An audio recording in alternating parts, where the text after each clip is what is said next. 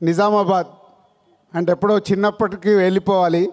ఇక్కడ పిక్చర్ ప్యాలెస్లో, విజయ్ థియేటర్లో, లలితా మహల్లో, రాజా రాజేంద్ర థియేటర్లో, నటరాజ్ థియేటర్లో రూపాయి చారణ టికెట్లో సైకిల్ మీద వెళ్ళి నేను శిరీష్ సినిమాలు చూసేవాళ్ళం 1980s. అలా సినిమాల మీద ఇష్టం పెరిగి సినిమా ఫీల్డ్లోకి వస్తామని కూడా మాకు తెలియదు, కానీ ఆ ఇష్టం ప్రతి సినిమాలు చూడాలని. ఇక్కడ నాగేశ్వరరావు ఉన్నారు, పిక్చర్ ప్యాలెస్లో మాకు రూపాయి చారణ టికెట్ ఇచ్చి కూర్చోబెట్టేవాడు.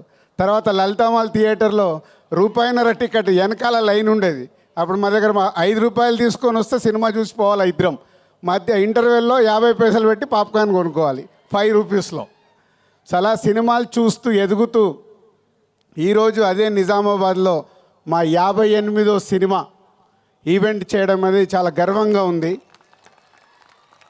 దానికి చాలామంది దర్శకులు, చాలామంది హీరోలు హోల్ ఎంతో సపోర్ట్ చేస్తే మేము ఈరోజు ఈ పొజిషన్లో ఉన్నాము.